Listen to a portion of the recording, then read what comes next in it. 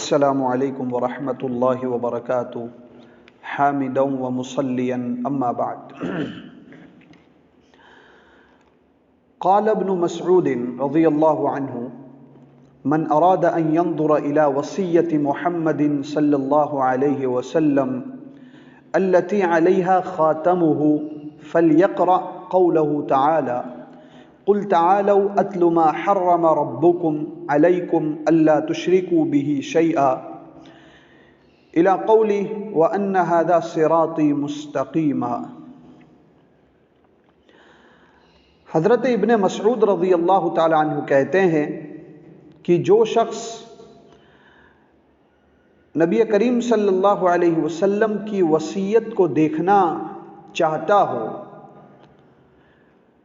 جس پر آپ نے مہر لگائی ہو، تو اس شخص کو چاہیے کہ وہ اللہ رب العالمین کا یہ فرمان پڑھ لے، اور فرمان ہے قُلْ تَعَالَوْا أَتْلُ مَا حَرَّمَ رَبُّكُمْ عَلَيْكُمْ أَلَّا تُشْرِكُوا بِهِ شَيْئًا إِلَىٰ قَوْلِهِ، یعنی آگے اور بھی ہے جس میں اللہ کے نبی صلی اللہ علیہ وسلم نے مہر لگائی ہے۔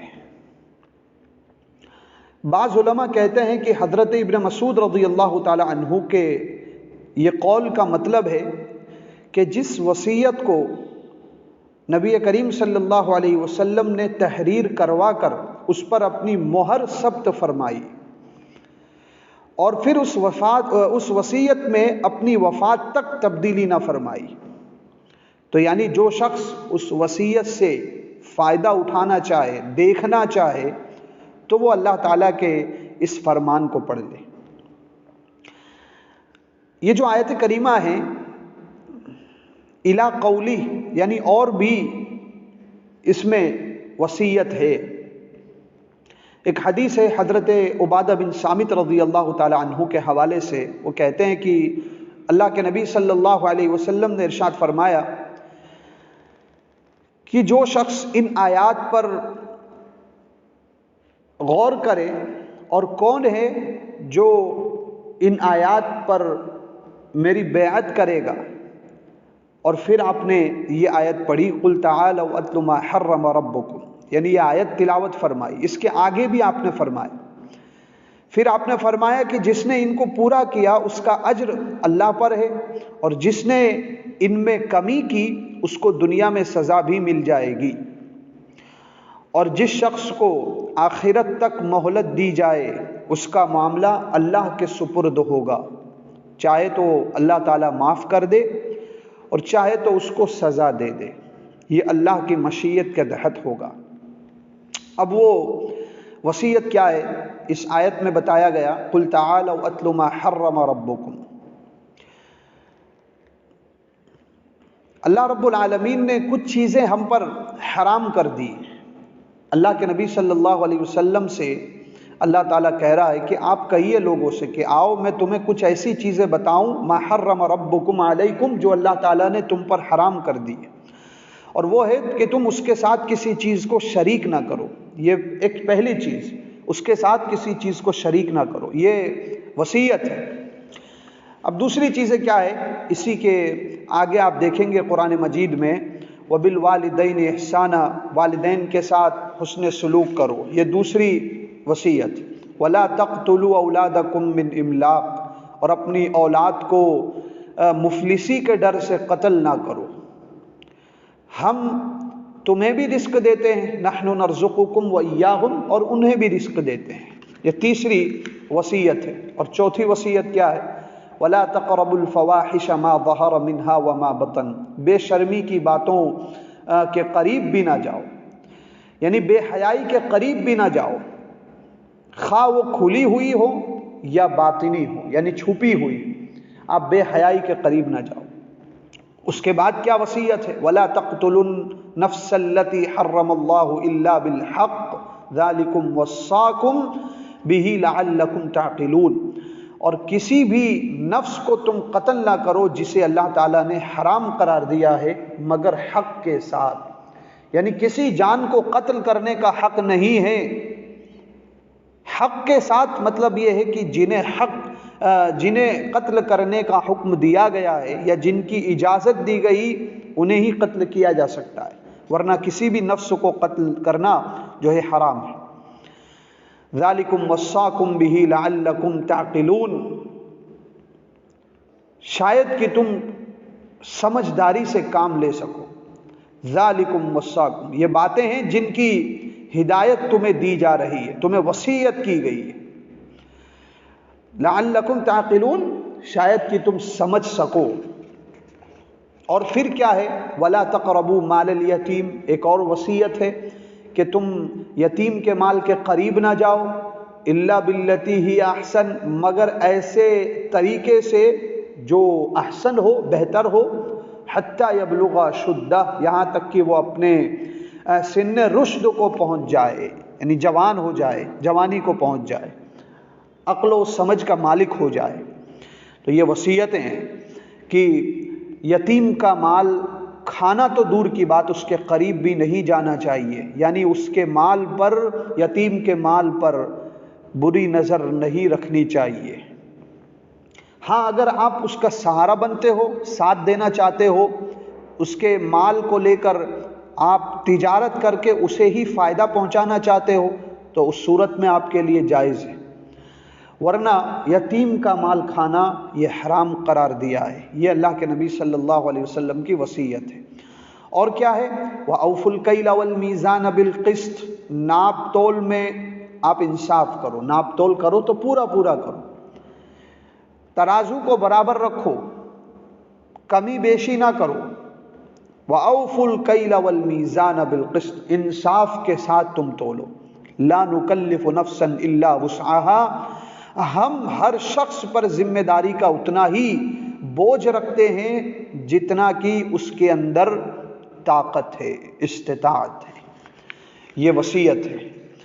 وَإِذَا قُلْتُمْ فَاعْدِلُوا وَلَوْ كَانَ ذَا قُرْبَىٰ، اور جب تم بات کرو تو انصاف کے ساتھ، یعنی کوئی بات کہو، کچھ بھی آپ فیصلہ کرو تو انصاف کرو، گرچہ آپ کے رشتہ دار ہو۔ وَلَوْ كَانَ ذَا قُرْبَىٰ، آپ کے رشتہ دار ہی کیوں نہ ہو، آپ کو انصاف کرنا ہے۔ وَبِعَهْدِ اللَّهِ أَوْفُوا، اور اللہ کے عہد کو پورا کرو۔ ذَلِكُمْ وَصَّاكُمْ بِهِ لَعَلَّكُمْ تَذَكَّرُونَ، یہ وصیت ہے جو تمہیں کی جا رہی ہے، شاید کہ تم نصیحت حاصل کرو، نصیحت قبول کر سکو۔ وَأَنَّ هَذَا صِرَاطِي مُسْتَقِيمًا فَاتَّبِعُوهُ، اور یقیناً یہ میرا سیدھا راستہ ہے، اس کی تم اتباع کرو۔ اب دیکھیے یہاں وَأَنَّ هَذَا صِرَاطِي مُسْتَقِيمًا یہاں تک ہے۔ اب اس کے بیچ میں جو ہے اِلَىٰ قَوْلِهِ، یعنی اللہ کے نبی صلی اللہ علیہ وسلم کی اور بھی وصیتیں ہیں جو قرآن مجید میں موجود ہے، تو ہمیں ان وصیت کو دیکھنا ہے، ان پر عمل کرنا ہے۔ اور پھر اللہ رب العالمین نے فرمایا، اللہ کے نبی صلی اللہ علیہ وسلم نے اس آیت کو پڑھا، وَأَنَّ هَذَا صِرَاطِي مُسْتَقِيمًا، یہ میرا سیدھا راستہ ہے، فَاتَّبِعُوا، تم اس کی اتباع کرو۔ اس کی اتباع کرو گے تو کامیاب ہو جاؤ گے، اگر اسے چھوڑ دیا تو پھر کیا ہوگا؟ گمراہ ہو جاؤ گے، یقیناً گمراہ ہو جاؤ گے۔ اللہ کے نبی صلی اللہ علیہ وسلم نے کیا فرمایا تھا قرآن اور حدیث کے تعلق سے؟ وَإِنِّي تَارِكٌ فِيكُمْ مَا إِن تَمَسَّكْتُمْ بِهِ لَن تَضِلُّوا كِتَابَ اللَّهِ، میں ایسی چیز چھوڑ کر جا رہا ہوں جسے تم نے اگر مضبوطی سے تھام لیا تو کبھی گمراہ نہیں ہوں گے، اور وہ ہے کتاب اللہ۔ لن تضلوا ما تمسکتم بہما کتاب اللہ و سنت رسولی۔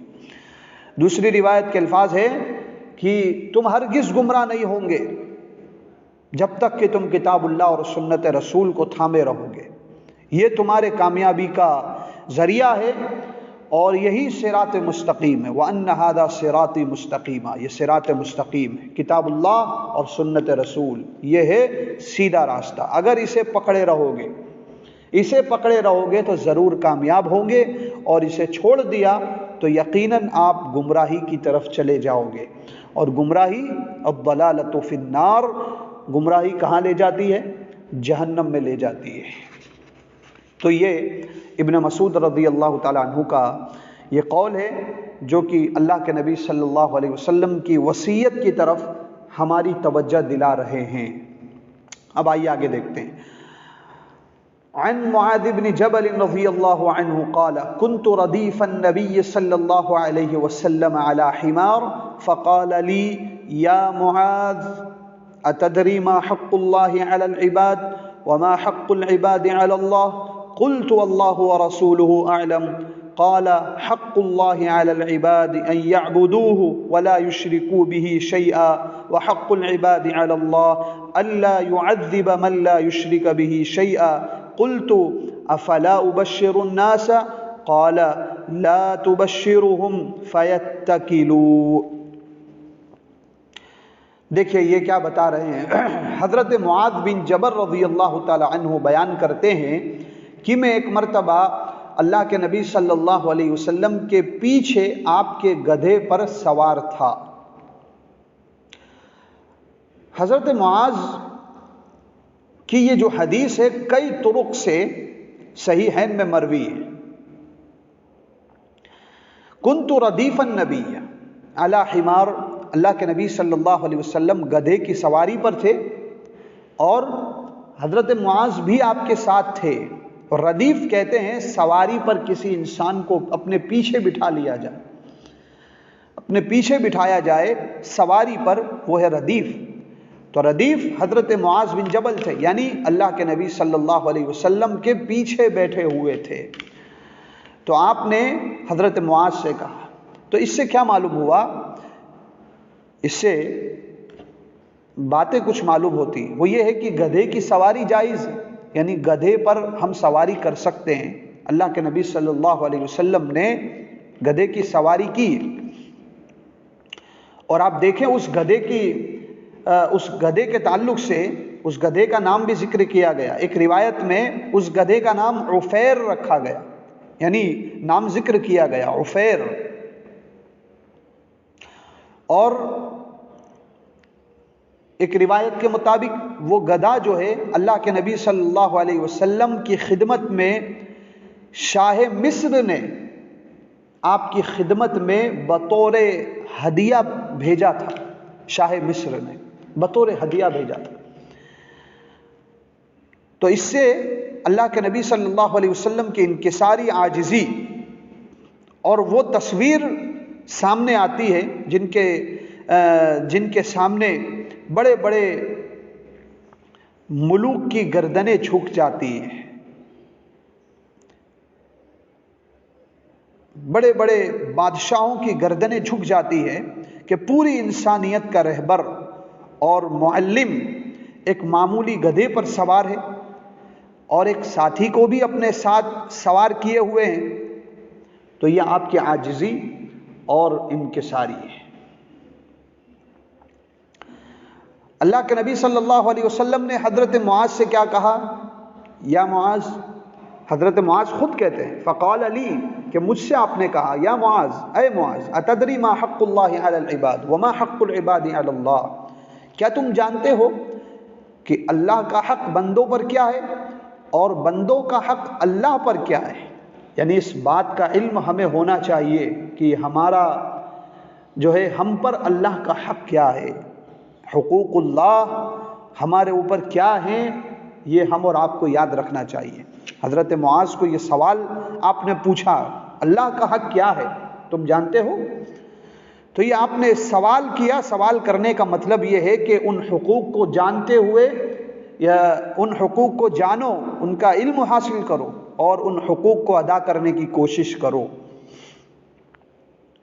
تو جب کسی انسان سے یہ سوال کیا جائے جس کا اسے پہلے سے علم نہ ہو اور سوال کے بعد اس کا جواب دیا جائے، تو ایسا جواب تشویق پیدا کرتے ہوئے طالب علم کے ذہن میں راسخ ہو جاتا ہے، جسے وہ آسانی سے نہیں بھول پاتا۔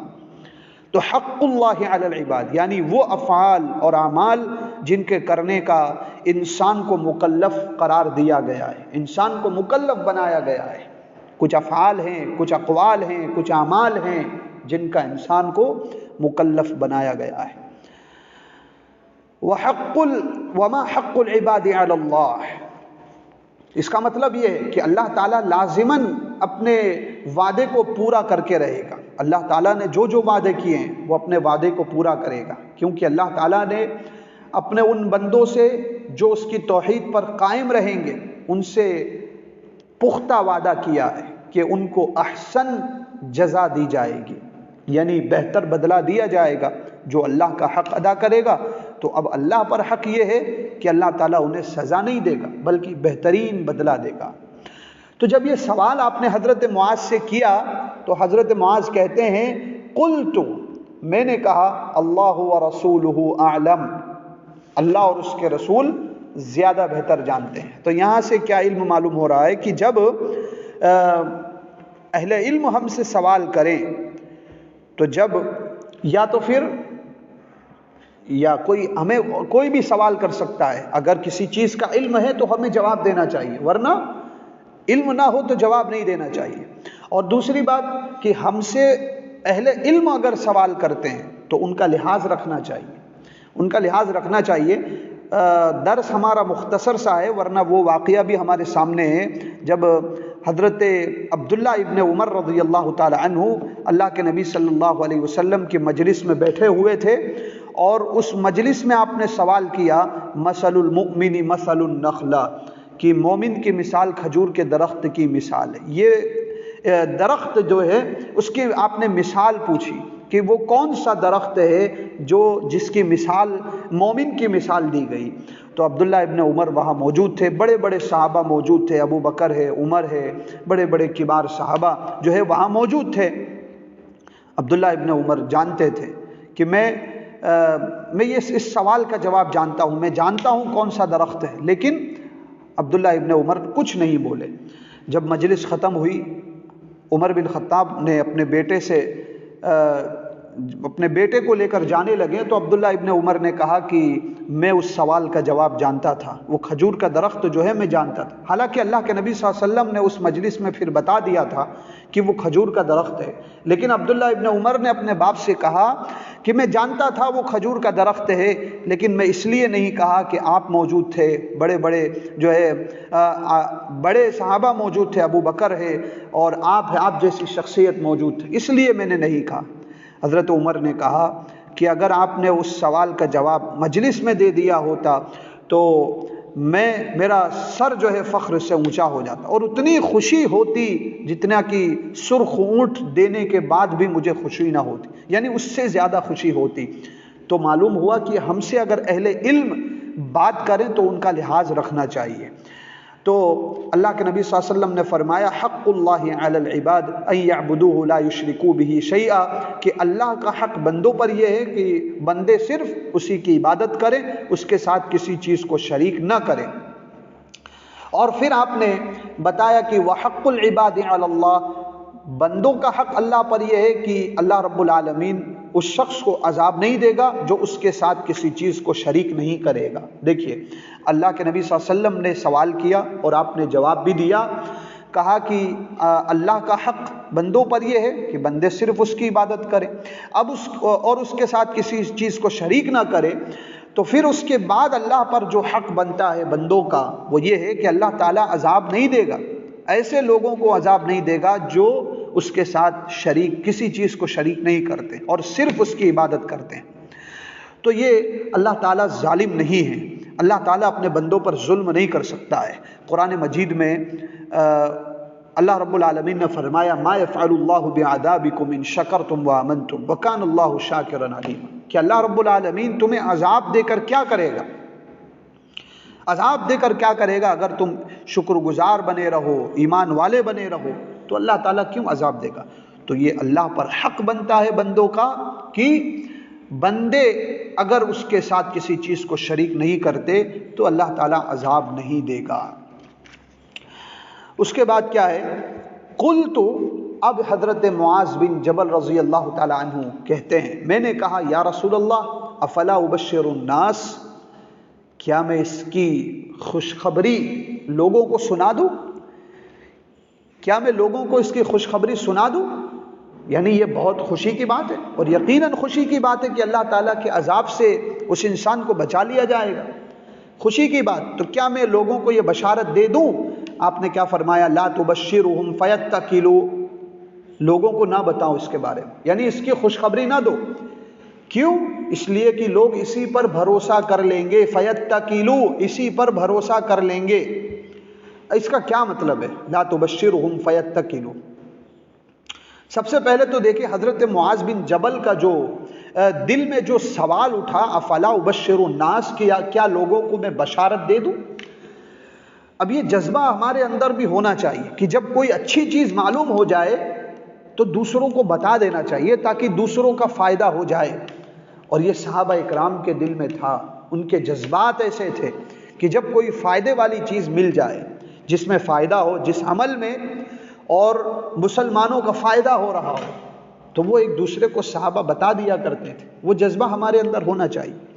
لیکن آپ نے اس سے منع کیا لا تبشرہم فیتکلوا، کہ انہیں مت بتاؤ اس لیے کہ لوگ اسی پر بھروسہ کر لیں گے۔ مطلب کیا ہے؟